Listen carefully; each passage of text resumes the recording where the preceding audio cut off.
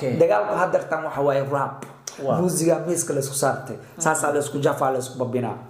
okay ani waxa leeyahay marka ragga ya la kala dhaxgelin waxa qabta dagaalkii raabka ee u dhaxeeyay Alfanaan Wisbi iyo King CK oo curka isku sii shareeray raabarka weyn ee Lil Baliil oo ku baaqay in aan la kala dhaxgelin dagaalka King CK iyo Wisbi wuxuu salka ku hayaa dagaalka labadan fanaan ee xaaladoodu marba marka ka sii dambeysay ay cirka isku sii shareerayso muuqaalkeenan ayaan idinkugu soo gudbin doonaa xogo intaasi ka badan daawade oo aan ku faaqidi doono warbixinteenan muuqaalka like saar oo la wadaag saaxiibadaada janaalkeenana subscribe garay ku mahadsanid daawade aanu ku horeyno daawadayaal warbixinteenan oo aan kaga hadli doono raabarka weyn ee Lil Baliil oo ku baaqay in aan la kala dhaxgelin dagaalka ka dhex aloosan King CK iyo Wisbi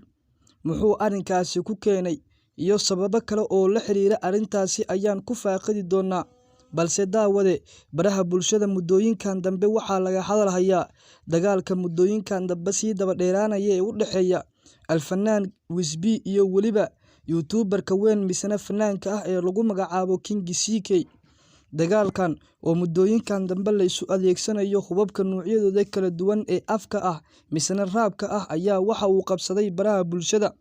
dhammaan dadweynaha isticmaala baraha bulshada ayaa uga kala hadlaya siyaabooyin kala duwan iyadoona dad fara badan oo YouTuber ah iyo kuwa Facebooker ah ay ka hadleen arinkan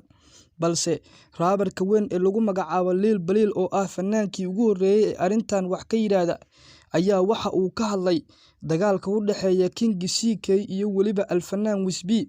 waxaana uu Alfanaan Lil Baliil uu ku baaqay in aan la kala dhaxgelin dagaalka u dhaxeeya King CK iyo waliba Alfanaan Wisbi waxaana uu sheegay in haddii labada nin oo ragga ah ay isfeerayaan la kala dhaxgalo balse haddii af oo kaliya ay ka hadlayaan oo raab hawada ay isku marsiinayaan aan la kala dhaxgelin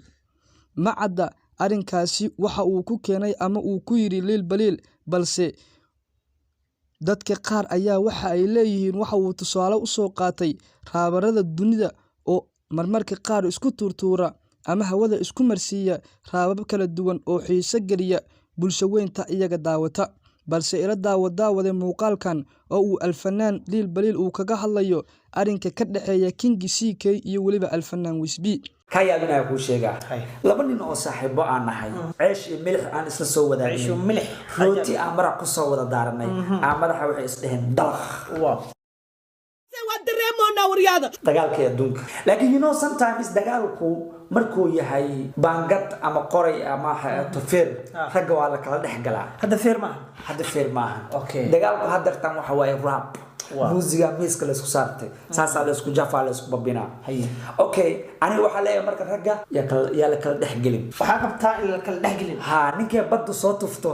banaanka ku sugeynaa anaga hadii la isfeero la isdagaalayo wala kala celin lahaay laakiin hadii bahashu tahay rap barxadda la isjaraayo waxaan leeyahay waan soo dhaweyneynaa waxaas cusub waxaas oo kale waa la rabaa waxaas oo kale waxa dhanaa we feel it banaanka ka daawanaya yes maanta waxa soo dhacda marka episode 1 dagaalka ninka xabadaha u horeeyay soo riday waxa waaye Wizzy B xaaladdu aad bay u adkaatay oo baraha bulshada dhammaan waxa haysta dagaalka u dhaxeeya Alfanaan Wisbi iyo King CK iyadoona labadan fanaan aysan jirin wali cid ku baaqda in ay joojiyaan dagaalka xagga raabka ah balse labadan raabar oo si kala gooniya barahooda bulshada hadallo u soo dhigaya ayaa waxa ay sii sheegayaan wali in dagaalku uu sii jirayo marka aad eegto daawade fariimaha ay hawada isku marsiinayaan ku mahadsanid daawashada muuqaalkan fadlan muuqaalka like garay oo subscribe garay janaalkeenan lana wadaag saaxiibadaada aragtidaadana inoogu reeb qaybta dambe ee commentiga ama aragtida dadweynaha